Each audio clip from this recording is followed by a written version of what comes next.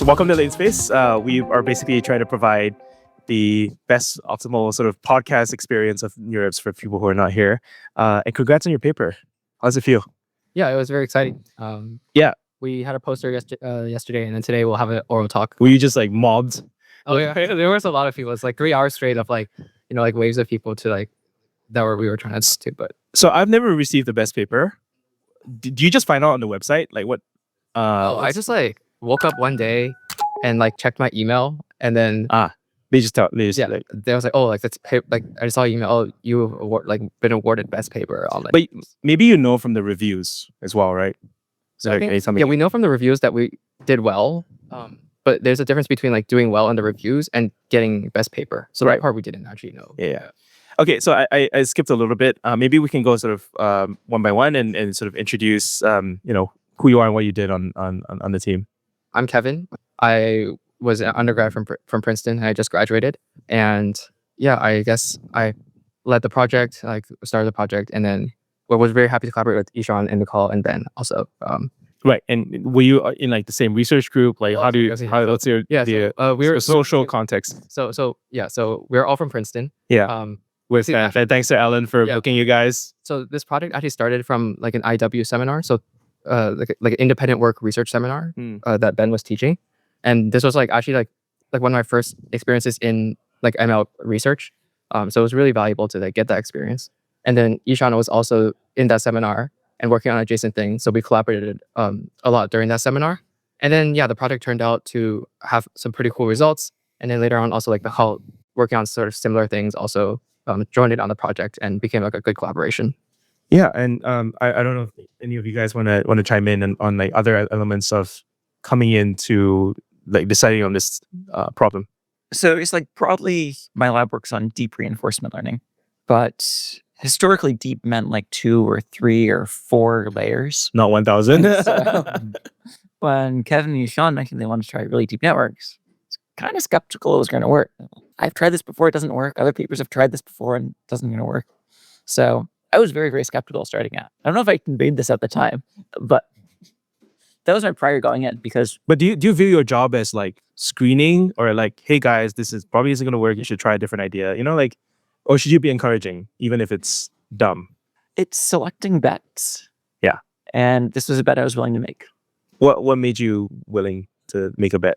It seemed relatively low cost in that Michał in particular had spent the past year developing infrastructure that made it a lot easier to run some of these experiments. And the precedent was deeper networks could do a whole lot better. Like that's what the deep learning revolution has been over the last decade. Yeah, I know. Why do we stop making them deeper? And reinforcement learning was like this one anomaly where we continue to use these really shallow networks. And that's particularly true in the settings that we were looking at, where you're starting from scratch, you're starting from nothing. Any other perspectives you guys want to chime in with?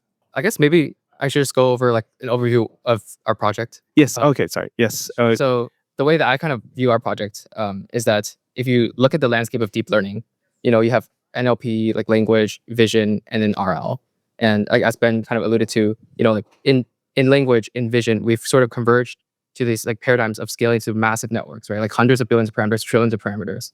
And there's been, a lot gained in deep learning from that, right? But then it seems like in the third sort of branch of deep learning, in deep RL, that has not yet been the case.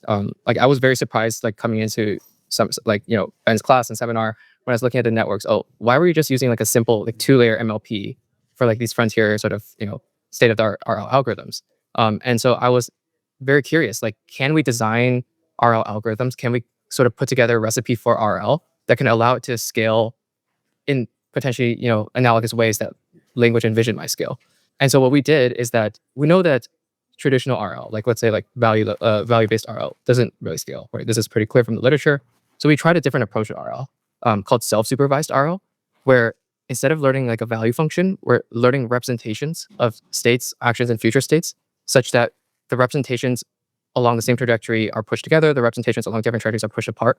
And this is just like a different approach to RL that allows us to learn in a self-supervised manner. So we can solve tasks, reach goals without any human-crafted reward signal. And so we know that self-supervised learning is scalable in these different areas in deep learning. So can self-supervised RL scale in similar ways? when we first tried it, it actually didn't work. Like we made the networks deeper, the performance like totally degraded. But then we also, I separately was like, there's also some other work like in RL literature, like we tried like residual connections, and then there's a few other architectural components that we had to put into the recipe. And then all of a sudden, like one day, like I ran this experiment, and there was like this one environment in which there was like going from like doubling the depth didn't really do anything, but like doubling the depth again with these different components suddenly like skyrocketed performance in this one environment. Getting this to work was very non-trivial in the sense that like usually when we think about doing hyperparameter optimization, we try changing A, see if it makes it better, try changing B, see whether it makes it better. And if we just made the depth bigger, it makes it worse. If we just add residual connections, didn't make it better. And it was really this combination of factors that Kevin and Ishaan figured out that really made this work. And as a precursor to that, we also try scaling along different dimensions. So scaling the batch size, scaling the width of the networks or the hidden layers. No effect. Yeah, pretty much kind of similar to just scaling depth naively. Yeah. And then once we started introducing residual connections, layered norm, these specific architectural choices, that's when we saw these significant jumps in performance, like these critical depths at which performance multiplies by a pretty huge factor. And that's where we really noticed like unlocking some significant performance gains, as opposed to scaling just along, which did yield some performance improvements. But when you look at the number of parameters that your network has as you grow with, it's roughly a quadratic as opposed to something like growing depth. So it's more, in some senses, more parameter efficient, also more sample efficient from the experiments that we conducted. Nice. In some ways, you're sort of replicating stuff that is seen in the wild, but on a very small model that you can study.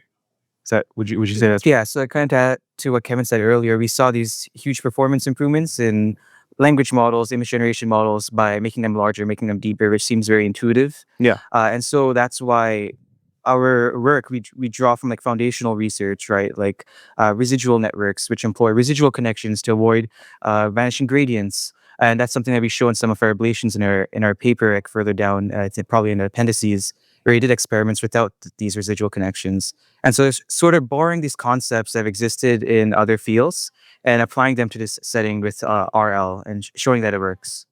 Before Ben has to go, I'll leave the sort of last word to him. What additional work does this inspire that you want to push on next? I think there's one thing I'd clarify about the paper, and then I'll directly answer the question. Yes. I think the thing I might clarify about the paper is I think a lot of people reading the title are like, wow, big networks, they're great. I'll take big networks. You solved it now. We can just go. Yeah, we just take big networks, add them to PPO, add them to SAC, add them to your favorite reinforcement learning algorithm. But I think that's actually not the main conclusion. I think the main conclusion is that using big networks not only requires these architectural tricks, but also, as Kevin mentioned before, it requires using a different objective. This objective doesn't actually use rewards in it. And so there's another word in the title, reinforcement learning, that also might be a little bit of a misnomer because we aren't directly trying to maximize rewards. Our code doesn't have a line of code saying maximize rewards here. And so is, at the end of the day, this a reinforcement learning method? I don't know. It looks much more similar to the self-supervised methods in other areas of machine learning. And so I think that the method in the work really stands in some sort of interesting intersection of reinforcement learning and self-supervised learning research.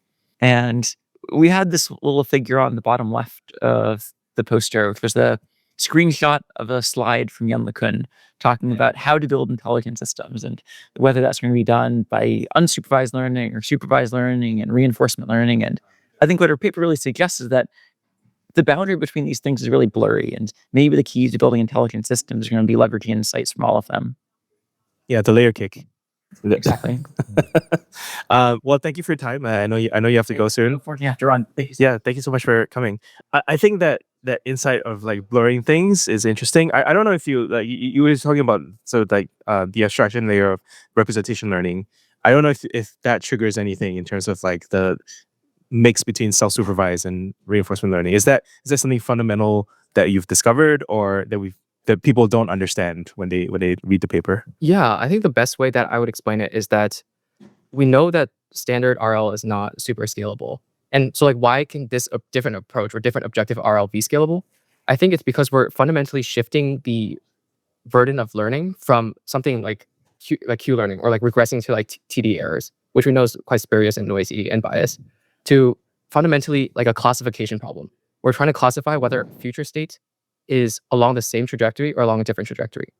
And we do this with representation learning, right? And we know that classification, cross-entry loss, and representation learning is scalable in the deep learning literature, right? If we think about language and like some of the objectives there. So in some sense, we're kind of blurring the lines. We're doing reinforcement learning. It's still an actor-critic reinforcement learning algorithm. It's like a goal condition reinforcement algorithm. But the objective, the burden of like learning of solving that RL task shifts to something that's more similar to some objectives that you might see in language and vision that we know have scaled so much. And so I think that's like one of the fundamental insights that we've seen is that it seems like by approaching RL in this different approach, we're able to like get so much more out of. We were able to scale our networks like significantly beyond what is like standard used in RL. Can I jump in? I will just give a bit more of context about the architecture because we use another objective, the influence is so the contrastive loss. However, the architecture is quite similar to the previous works of previous papers like Braw or SymbaFowl 1, SymbaFowl 2. SymbaFowl 1, SymbaFowl 2. So we also tweaked a bit of this architecture. However, it's not that we like invented the wheel for the first time. It's the merging between the architecture and the objective that makes the scale really like go up and performance follow the scale. I think that's something that we should probably mine deeper. Do you think, I guess, like what domains, what industry, like you've applied it on multiple different types of networks or data sets. Is there a particular affinity that you think like is like kind of low hanging fruit? Yeah. So actually, if you look at a lot of our tasks, they're particularly sort of like robotics tasks. So this is personally, I'd be very curious about how a work like this could impact like the robotics field. Like my understanding of robotics is that a lot of robotics are now there's kind of a few different approaches. Like one approach is we want to train the robots using imitation learning. So we try to collect like an insane amount of data. We have a ton of human supervision, and we try to scale up this data, and we're like learning with imitation learning.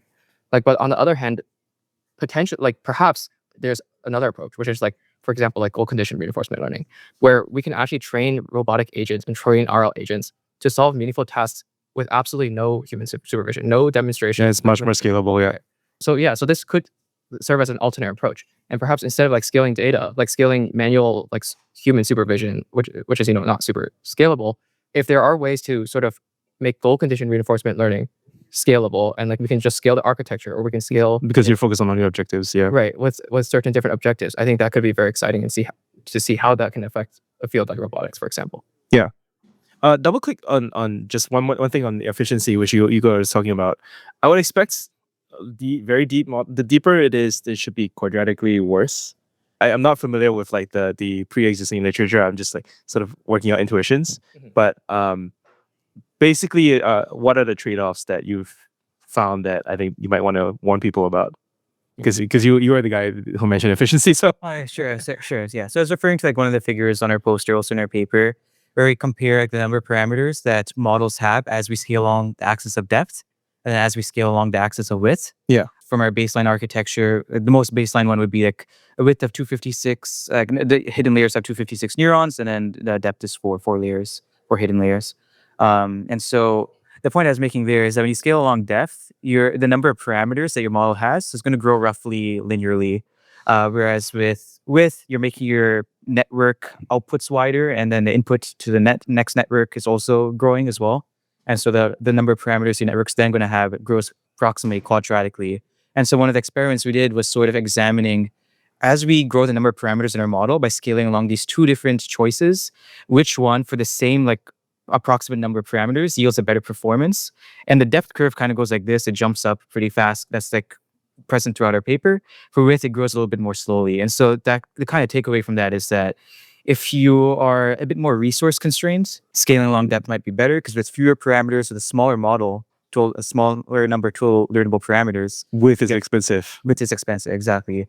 And in general, of course, like more parameters is also going to be more expensive. So that's just like another consideration to think about when using these networks, I suppose. Yeah. Any other sort of rules of thumbs like that I can extract? That this is just the most basic one that I could think of. Yeah. I don't know if there's any others. Yeah, I guess like to your original question of like the trade-offs, like like one of the trade-offs, one of the limitations that we say is like, obviously, if you make the networks bigger, it will take longer to run, right? So if you like double the depth at some level of depth, it might take like twice as much to like make a forward pass through the network, right?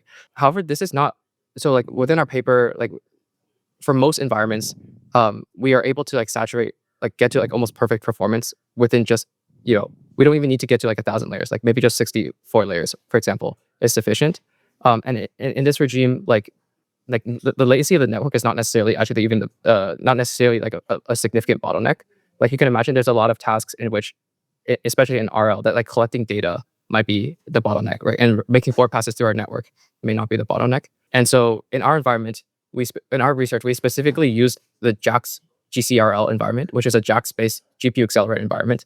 So we can collect like thousands of like environment trajectories like in parallel at the same time, so that we're able to like make this is built in. Right, this is built in so that we can collect 1,000 trajectories at the same time along all these environments, and so make sure that like we have enough data to like saturate the learning from these networks. Yeah, That's like work in college. Okay. And I don't know if you want to expound upon that. On the Jax GCRL, maybe I And most people are familiar with PyTorch, maybe less familiar with Jax. So. with Jax. I think Jax currently is getting the traction, especially in RL field, because for online reinforcement learning, getting as much data as you can is the most important. There's got to be a PyTorch equivalent. But anyway, any tips for other people also exploring this kind of rollout? Yeah, so I think I can also recommend like for low conditioned RL, I'm recommending Jax GCRL, but there are also like multi-agent Jax implementations and others. So going back to our paper, if you look at the plots, we only see this like huge performance increase when we cross like 50 millions of transitions gap. So I think the data is crucial like here. Yeah. I guess even to build on that, like I like drawing analogies to like successes in other areas of deep learning.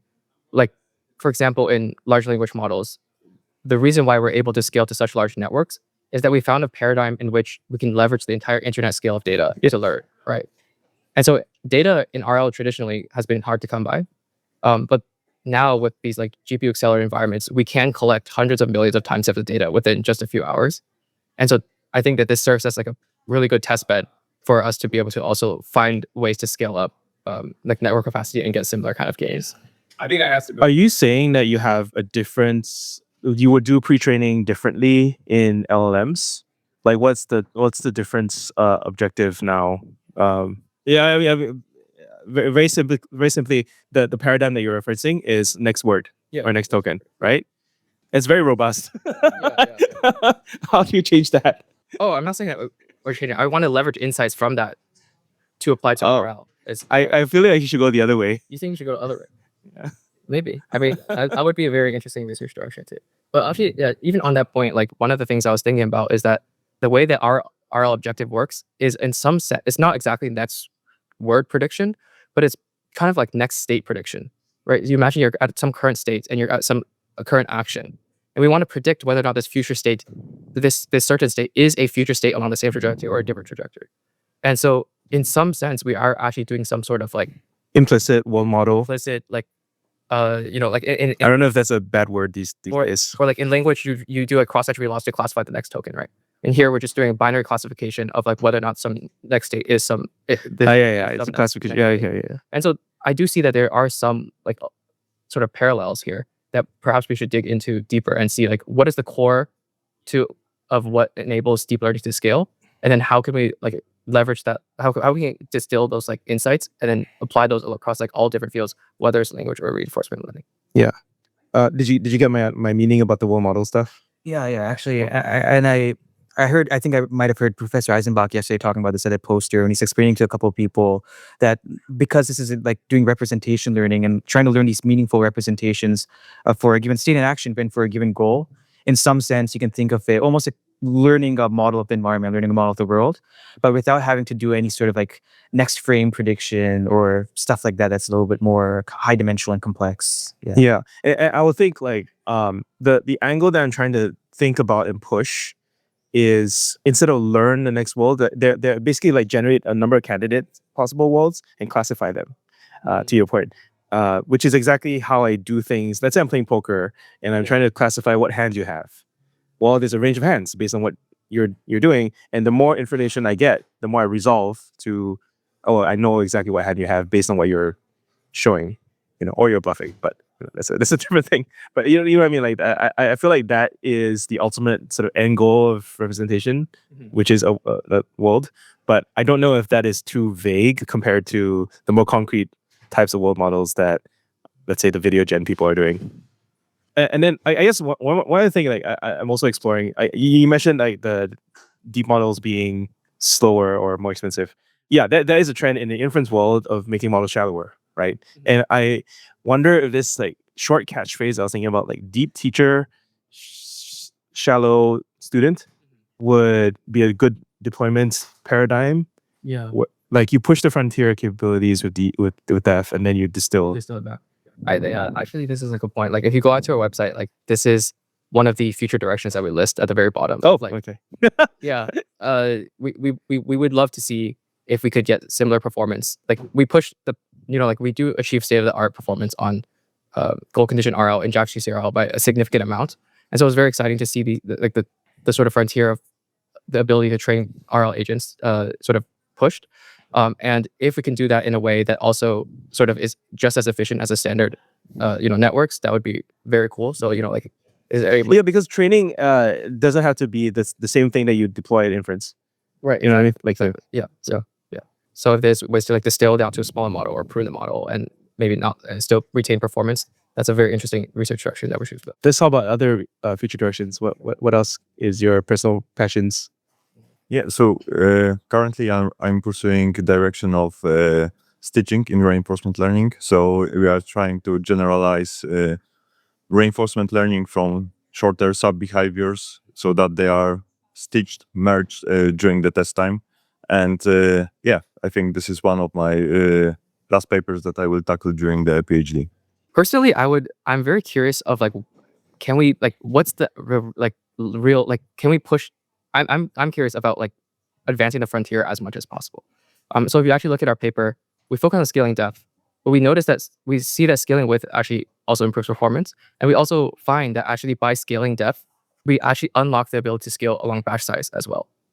So this is one of, okay, It's like I guess collinear, right. So like, okay, I guess for context, like in traditional RL, like value-based RL, scaling batch size is not super effective, but we also can see there's also other work in other areas of deep learning that show that scaling batch size is only most effective when there's like a large enough network capacity to take advantage of the scaled batch size. And we actually find that, perhaps, so one hypothesis might be like, perhaps the reason why scaling batch size isn't that effective in traditional RLs, because like we've been using these tiny networks that haven't been able to capture that. And one of our experiments is that like, because we are enabled successful training of deep network, we actually were able to, this is a great test bed for, like testing this hypothesis. And we find that indeed, as we scale the network capacity, we also unlock this different dimension of scaling batch size. And so all of that to say is that I'm very curious for someone like with enough compute to like take some of these environments, scale up depth to the maximum capability, also scale along width, also scale along batch size. And let's like basically like in the same way that in language we're scaling along so many different axes, can we unlock different dimensions of scaling as well? And what capabilities and how far can we push the frontier of training these RL agents from doing that? Before we pass to Ishaan, when you say enough compute, what kind of compute budget did you have? How does it? I just want to see what you guys got. Good question. So we wanted to make sure that this is we wanted to make it such that like it's quite accessible. So actually, the nice thing is that all of our experiments, even the 1,000-layer networks, can be run on one single 80 GB H100 GPU. So that's dollars. Yeah. Right. So everything can be run on one GPU. But in theory, if we had, like a distributed training setup and like can just like blast compute through this and really wanted to push the frontier, it'd be very interesting to see how things go. Yep, cool. And I've actively been trying to learn as much as I can about vision language action models, world models at NeurIPS. I'm going to a lot of machine language action models. Vision language. Vision language. VLAs, Yeah. Okay. And curious about applications of representation Robotics. learning for these. Yeah, exactly, for robotics. Actively trying to explore more in that area. So just reading a lot of literature, talking to as many people as I can. Yeah, we just released our episode with General Intuition. Oh, okay. Awesome. Where if you know a bit about their history, they started as a gaming clipping company, and they basically have a vision language action model. Which I saw a preview. It was very impressive. I'm not sure exactly how transferable it is to embodied use cases, but it doesn't have to. Like, screen is fine, you know. Like, yeah, I don't know if you have any takes on. Yeah, it's an exciting research direction, definitely. Yeah, I think the concept of actions as something that you are outputting is actually not that popular in industry, right? Only because text has completely dominated the last 2 years, and tool calling, and which is just another form of structured text. And I feel like the action research is kind of like, I don't know what needs to happen in order to unlock the next phase in that. I don't know if you've seen anything interesting out here. Shout it out. Yeah, there's a lot of cool work on like leveraging pre-trained VLMs, and You freeze it and then you apply it. Yeah, exactly. And then you very classic. train on top of that, like some sort of experts to output actions. Also like systems for doing like hierarchical planning, maybe outputting some higher level plan and this is like a larger network that takes a little longer to do inference, and so it outputs its plans with less frequency, like some sort of chunk, and then from there's like some sort of second system that operates a bit more fast. I think there's quite a bit of interesting research in that direction, so that's sort of what I'm looking forward to. Cool. Final question. Hardest question you were asked at the postal session, or just favorite encounter, anyone famous that you met? So I actually haven't gotten a chance to go to the conference that much. I'm actually working full time now, so Oh damn. yeah. So far, I actually literally just got my badge like a few moments before my lecture session. So I guess I wouldn't be the best to answer that question. No. Like like people ask you stuff, right? At my post. People asking you or meeting you, and like, you know, just give a vibe of like what people are saying. And I think people were very. I think it's sort of like a very eye-opening. I think that the general question is that people thought it was a very eye-opening paper because like the objective is quite simple. It's quite elegant. And for us to be able to like, you know, like, I don't want to say like overturn, but like sort of challenge the conventional wisdom that like RL is not super scalable and push it to such limits, like 1,000 layers deep, and see continued improve performance. I think the general impression that I've gotten is that, you know, this could be like a really cool, like if we can sort of build along this direction, and that like we can really scale along all these different dimensions and push the frontier of the ability for RL. I'm very curious to see how that goes. All right. Well, thank you so much for dropping by. Congrats on the paper again. Yeah. And good luck in your future work. Thank you. Thanks for having us. Yeah. Yeah. Thanks.